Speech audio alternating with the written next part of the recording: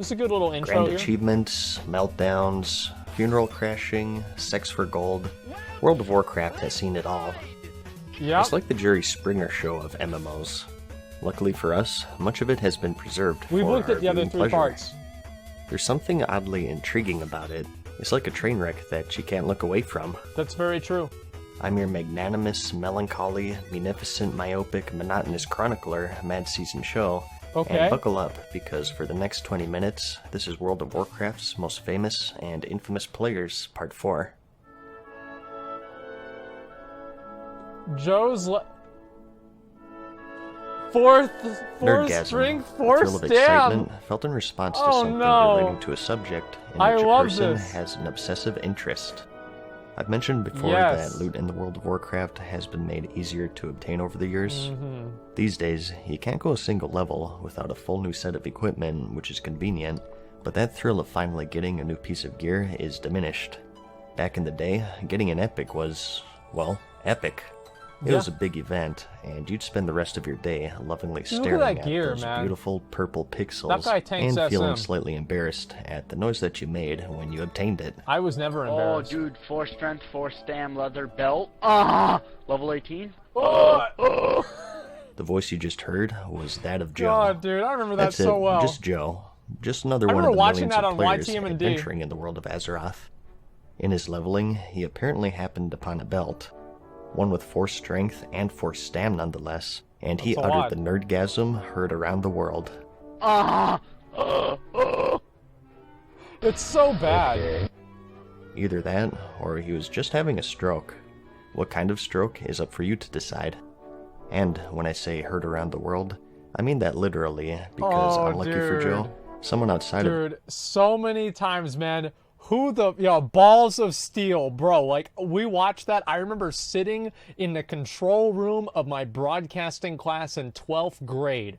And in between us playing Secret of Mana and Super Smash Bros. Melee, we watched Ventura Harassment, and it was the greatest time of my fucking life. Oh my god, it was so good.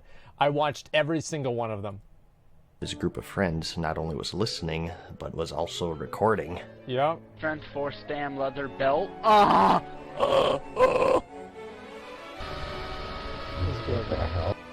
He'd record their reactions and upload them to YouTube for all to see, and Joe was just one of his many victims.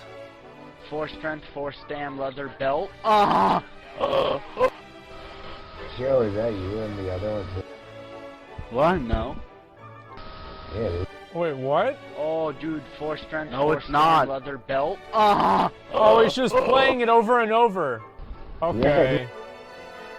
Okay. Alright, obviously it's not. Oh, dude, 4 strength, 4 stam, leather belt.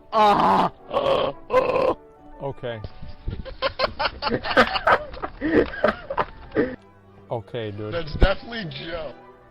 Oh, dude, No, 4 it's not. strength, He's been 4 coming in stam, there leather doing belt. I think he had a soundboard. Like, that was high humor back then. Was having a soundboard going into. What the hell? Oh my god. Sounds just like Joe. It is. Oh, dude, 4 it is. strength, 4 No, it's stam. not! This nerdgasm spawned a whole series 4 of videos million as the video views? compiler himself and his fans would replay it to Holy other random shit. people's Ventrilo servers to get a reaction. Wow. No, Kaiser Elements. Those are the ones that were on the deck That's sheet. If insane. you get the deck sheet, Oh, those dude, kids 4 fucking strength, write it 4 down. stam, leather Yeah. belt. Yeah, fuck those guys creating content. Cow. I should just do this. Level 18? You're so stupid. Like I said, the power of pixels was strong. It's like the dark side from Star Wars, except somehow even more nerdy. People have even died It's over better- it.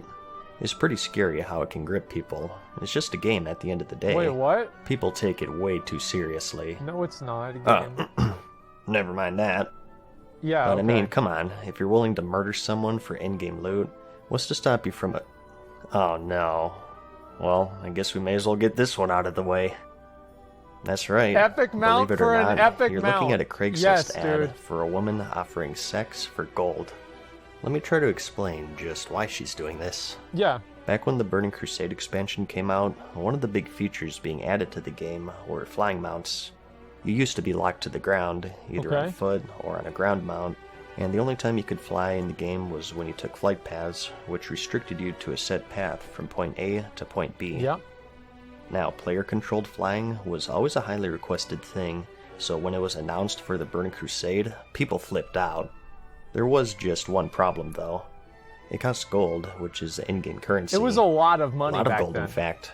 Like too for much for most players to have without. To put it into perspective, buying the Longboy was about as much money as it took to buy Epic Flying back then.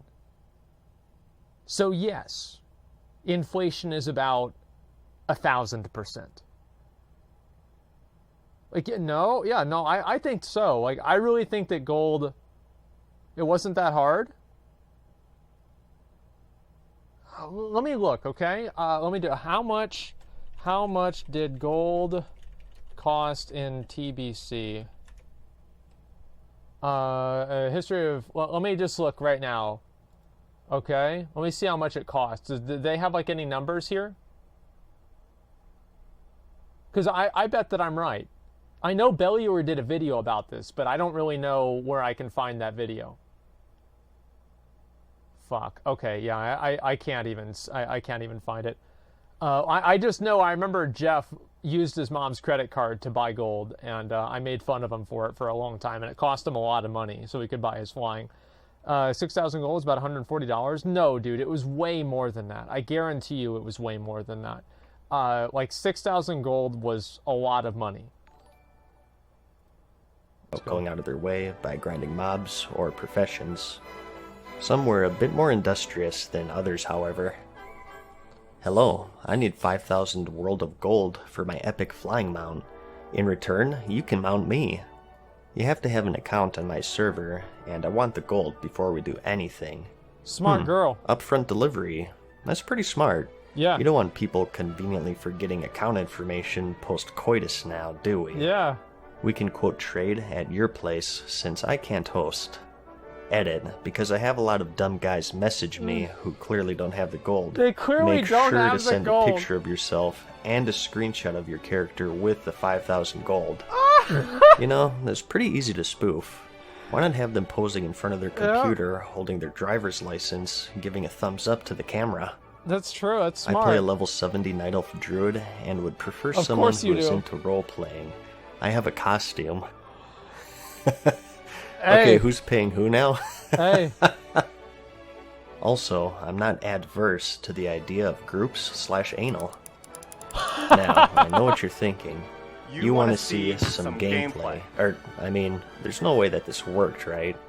Come on, this is the internet. It did. You know it did better work. by It now. did work. She made a follow-up post. Hi, I'd just like to thank all the jackasses that thought it would be funny to post my picture all over Success the story. internet and make 50,000 threads about me on the World of Warcraft forums.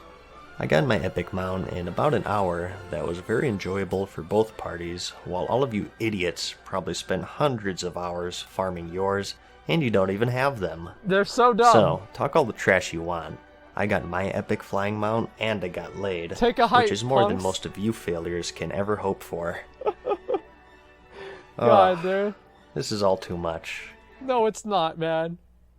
This was so beautiful.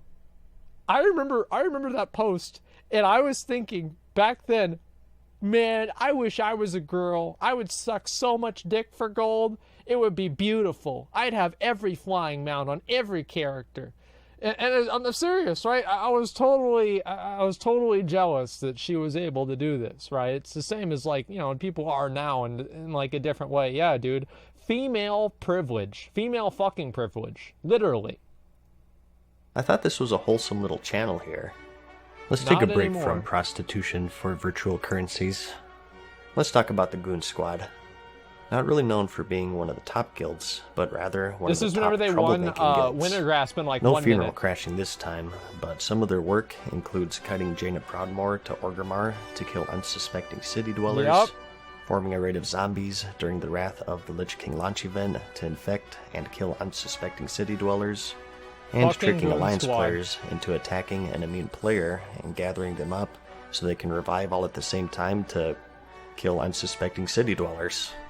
Fuck yes, Well, dude. at least this time they're of the opposite faction. Their crowning achievement, however, came during the Wrath of the Lich King expansion. The new PvP Yep, whenever they zone, used all Wintergrass, Serenite was bombs. brand I new. remember this. One side had to defend a fortress from the other, fending off players, siege tanks, demolishers, This was so good, and dude. planes? Well, that's what the box art Build said. something awful but Farms of that Golden never Age? made That it was in, a I long guess. time ago, wasn't it? The goal of the attacking team was to break Long through time layers ago. of walls using siege tanks, or if you were an engineer, grenades. These also did damage, but since the mainstay did of the siege event damage, was too. that siege combat, they did relatively little in comparison.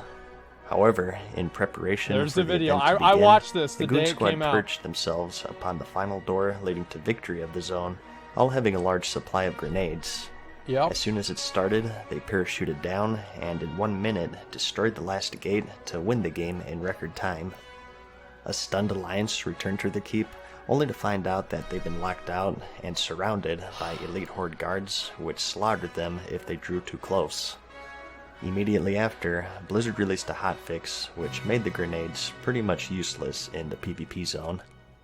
Well, at least they were still useful on the Lich Hi, King. this is Gurkthok from Elitist Jerks. This is a narrated video of a Zulaman speedrun that'll show you how my group has successfully approached the zone. Recognize that voice?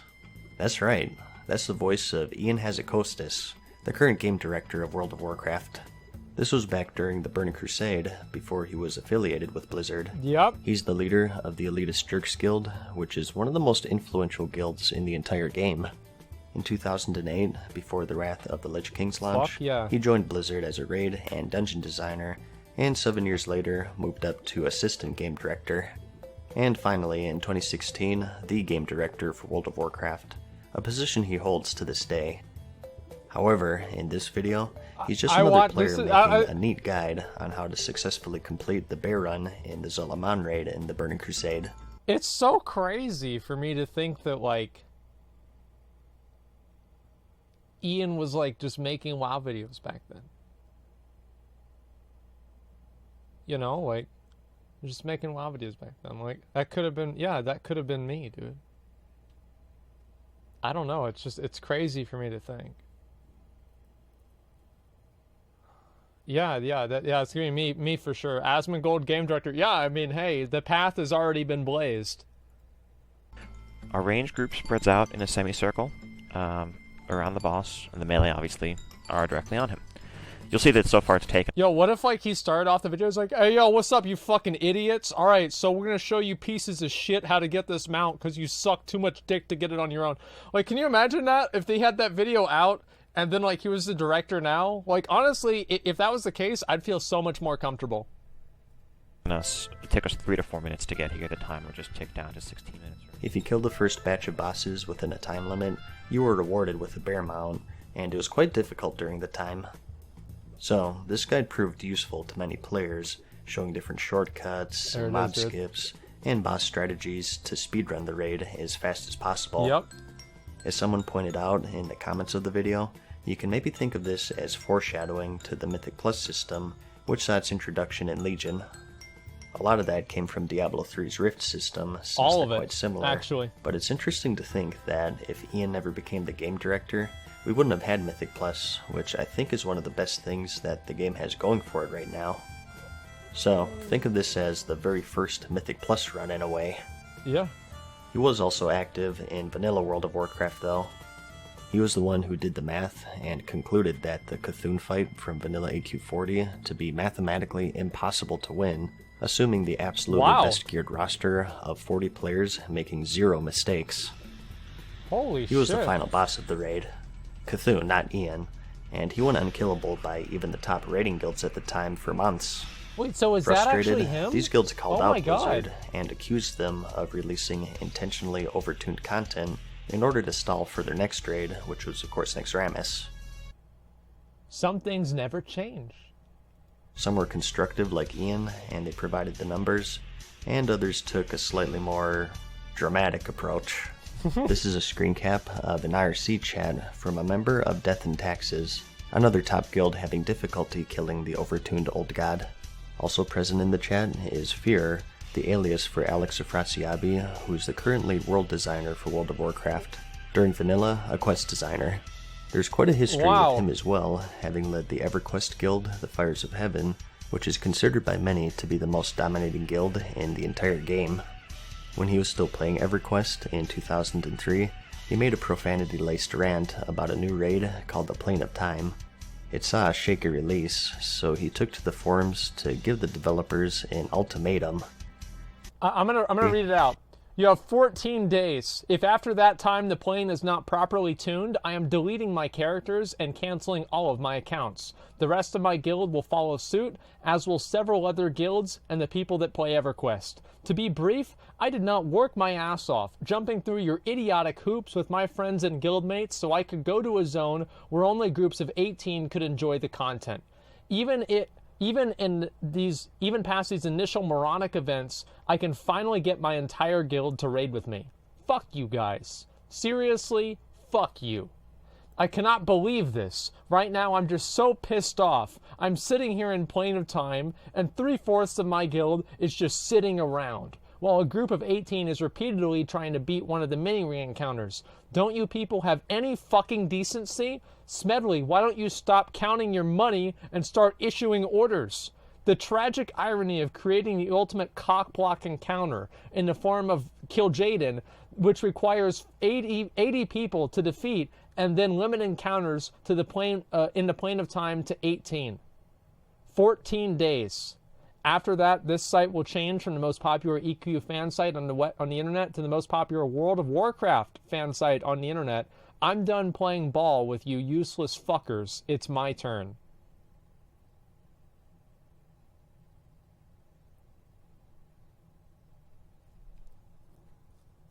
God, dude. See, this is whenever they just hired people that were mad. They're like, yo, you hate that other game, right? They're like, yeah. Like, all right, come work for us. Yeah. He made a profanity-laced rant about a new raid called the Plane of Time. It saw a shaky release, so he took to the forums to give the developers an ultimatum. You have 14 days. If after that time the plane is not properly tuned, I am deleting my characters and canceling all of my accounts. The rest of my guild will follow suit, as well as several other guilds and people that play EverQuest. I did not work my ass off, jumping through your idiotic hoops with my friends and guildmates so I could go to a zone time, giving Blizzard 14 days to properly tune Cthulhu. Instead, this time, giving Blizzard 14 days to properly tune Cthulhu, or he and his guild will quit the game and switch to professional solitaire. Back to the IRC chat though, the guild questioned the professionalism and ethic of Blizzard releasing a seemingly broken encounter, and expressed frustration with their inability to overcome that what they content isn't perceived broken as because unfair you can't challenges. clear it. After carefully pondering their argument that the content may be a bit overtuned, Afrasiabi looked back to the time when he was the player. The frustrated guild leader posed with an unbeatable challenge, and retrospectively, he saw that he and Z weren't all that different.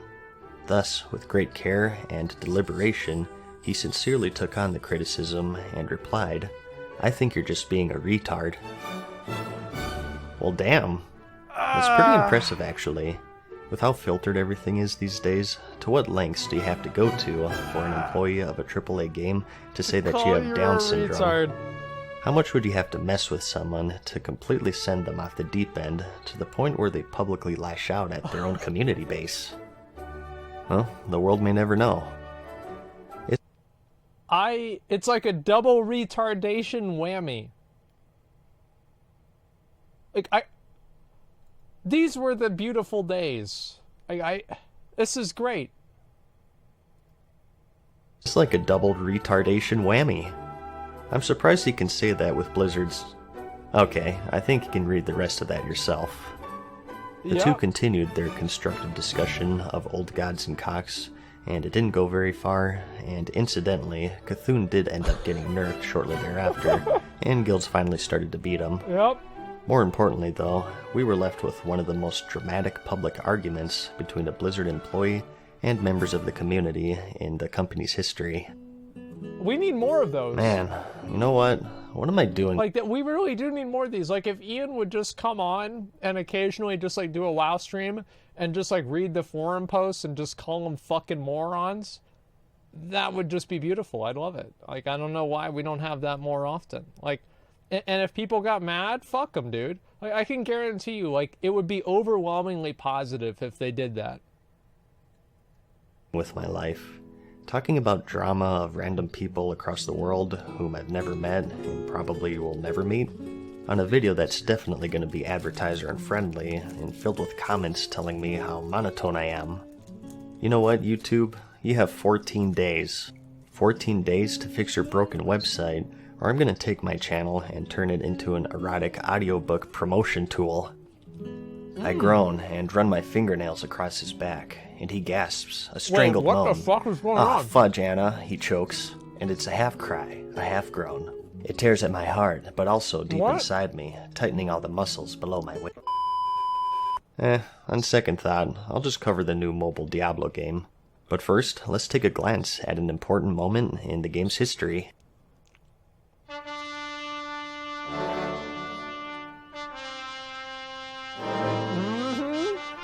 We took the amount of outrage and then doubled it. Jay Wilson is a name that lives in infamy amongst the Diablo community. Yep. Diablo 1 and 2 are considered to be masterpieces of the action RPG dungeon crawling genre.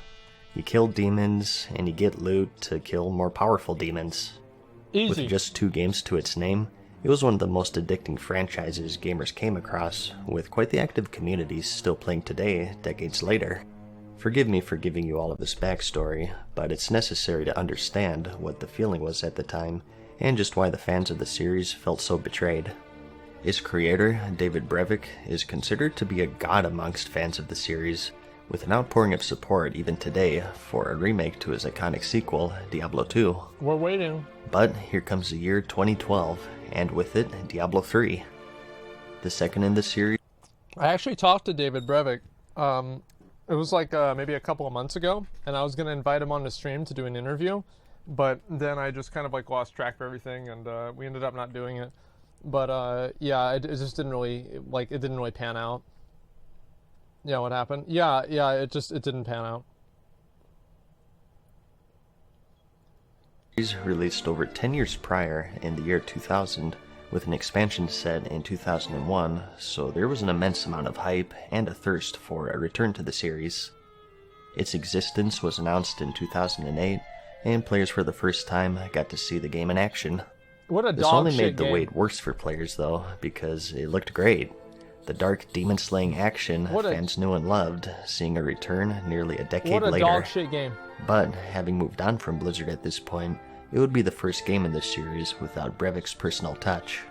Blizzard instead left it in the hands of Jay Wilson, a former developer for Relic Entertainment, having done work on games such as The Company of Heroes and Warhammer 40,000: The Dawn of War.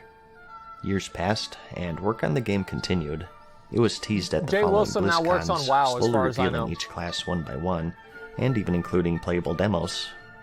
The game would enter a closed beta stage in the fall of 2011, where a small portion of the played it. first act was playable with all 5 classes. I love this. It looked pretty good, and fans eagerly awaited the release.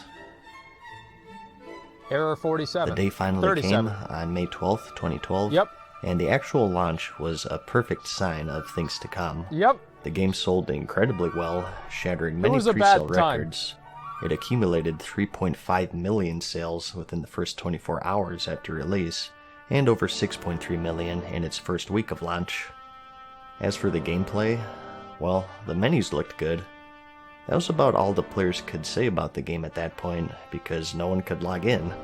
Blizzard was unprepared for the massive reception, and their servers couldn't handle the millions trying to log in at launch.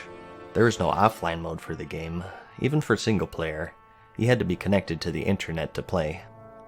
It would persist even weeks after the game's launch, Yep. as archived by this 94-page thread. It was It only was so 94 bad pages? that their offices in South Korea were raided by the Fair Trade Commission because gamers were unable to play their game, and they Wow. were refusing refunds.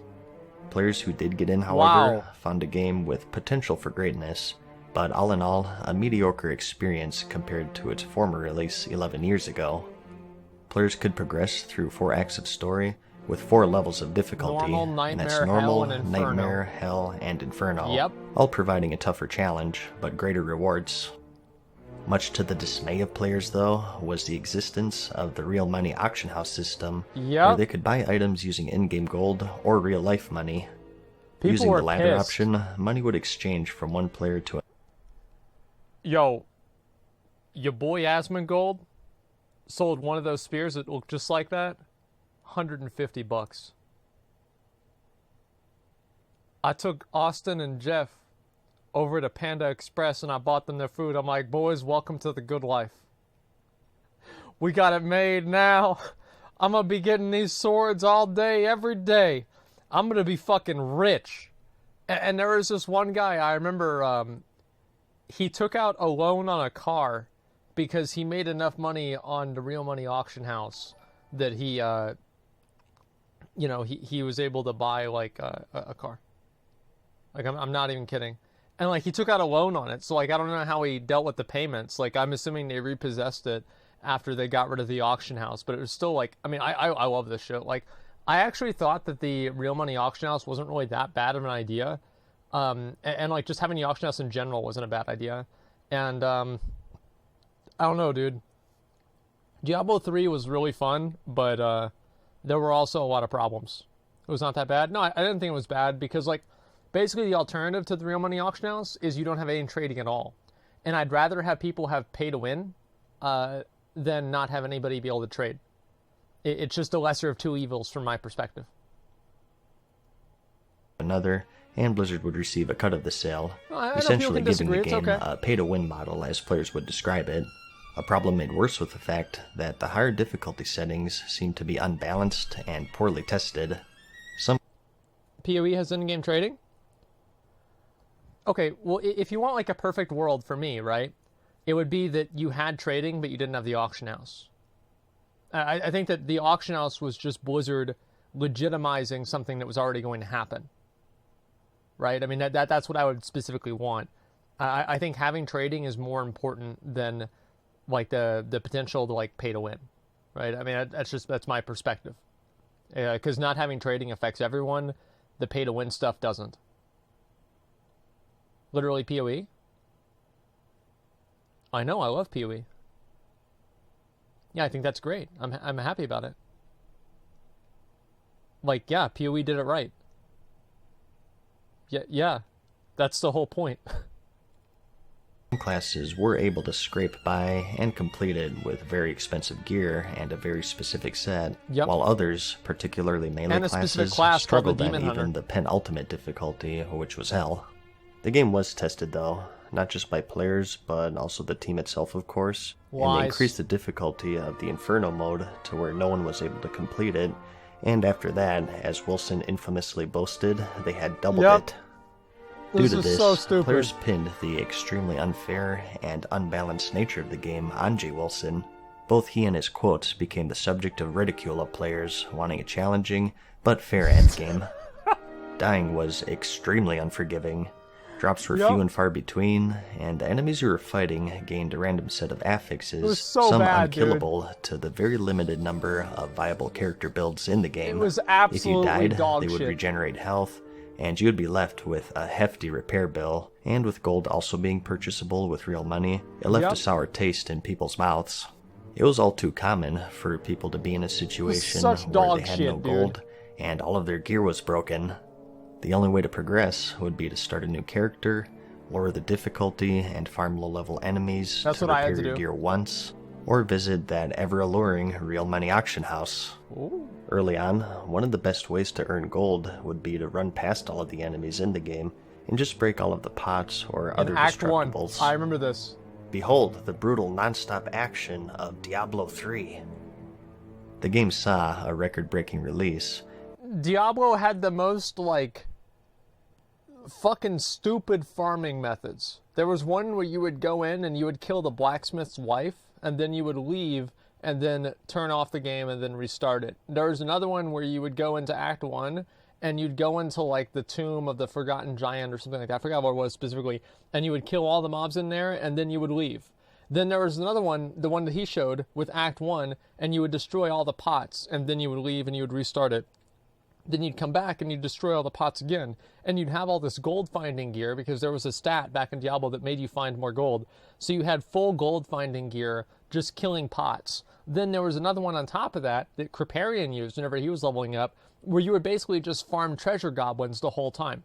Like Diablo 3, all it did was it was just a series of really, really stupid farming methods. It was beautiful. But the active also players stupid. quickly dwindled once they uncovered its gaping flaws. Wow. Critics who originally praised the game began condemning it, and even the series creator, Brevik, was interviewed by Ink Gamers on his thoughts on the latest game in the trilogy. He gave some criticism on some of the troubles that they were facing, and how he would have done some things differently. I'll have it linked in the description to see for yourself, but all in all, it's pretty innocuous. Members of the development team, however, took offense to the interview, and mistakenly posted their discussion to the public eye, and frankly, were quite scornful. How dare he not lie for us and say that our game is flawless? Where Brevik was professional and courteous, this small group of employees took a liking to mocking him and the past games that he's worked on. This culminated with a comment from the game director himself. Fuck that loser. Boom. Oh, this is public? Delete everything. Well, they took the amount of outrage with the game and they doubled it. Due to the problems of balancing and the real money auction house, many fans were already disillusioned with what the game was and how they wanted it to be. I don't think that's a big deal, honestly. Like, he's talking privately. Like, I mean, who hasn't had, like, a conversation privately? Like, well, he thought it was private, right? Because it's not like he was doing this publicly. Like, yes, he thought that it was private. Like, he would not have said this if he knew that it would be public, right? So it was stupid that he did that on an online forum, but the intent was for it to be a private conversation, which I think is completely reasonable. Like, who in here hasn't said some shit about people that you wouldn't say in public? Everybody's done that, right? It's like, of course Jay Wilson's pissed off. Of course he is. I don't think that's... I really never thought this was a big deal. It was funny, but it wasn't a big deal. Unprofessional. Give me a fucking break. Don't be such a pussy. Many saw it as a bastardized version of the series that they fell in love with over a decade ago. So, to see the person holding the reins of this game post something such as this whipped the fan base up into a frenzy. Some swore off not only the franchise, but also Blizzard as a whole, and only the most zealot-like followers stuck through the whole ordeal. And as a reward for their loyalty, for their undying love of the Diablo franchise, they got to witness an even further bastardized version being produced for mobile devices. What? Don't you guys have phones? Hey! Wilson later apologized for his comments, and he addressed some of the problems that the game was facing, and the whole incident goes down as one of the most dramatic moments in gaming history. He would later step down from game director for Diablo and move to the lead game designer for the Legion expansion of World of Warcraft. He parted ways with not only Blizzard, but the gaming industry as a whole in June of 2016. Oh, really? Man, you know what? That's whenever the game got a bit better. Like, no, really, you think about it, like, that means that he did, like, the original Legendary system, and, like, everything that they did after this dude left was, like, all an improvement. Yo, fuck that loser, yeah, for real. Like, the guy comes in, no, I mean, really? Am I wrong? Like, I don't know, maybe he's a good game dev, maybe I don't know what I'm talking about, but it just seems like a very coincidental chain of events. I'm just not feeling this. There's just something about my crippling addiction to World of Warcraft that I just can't drop. It's such a large world filled with strange people, and we wouldn't have it any other way, would we? If you're on the same boat, I'll see you in the next episode of World of Warcraft's most famous and infamous players. Wow. Fucking wow, dude.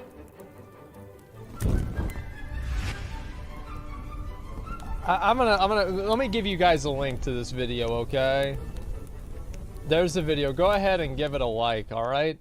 Let's give that video a like. I'm gonna go ahead and give it one right there. All right. I love this shit, dude. Like, honestly, the drama is what really, that's the real game, is the drama. Like, everything else besides that, like, who really cares about what boss you're killing, etc.? It's all about the drama and, like, just getting mad at people and, you know, these, like, rivalries and all of that. You know, that really, really matters a lot, and I think it's hilarious. That's what it's all about. Can't have joy without drama? Well, yeah, exactly. That's what it's all about. I don't click links. Well, you should, because this is a good link. Here, I'll link it again. There you go. There, go ahead and go give the guy a like, and there you go.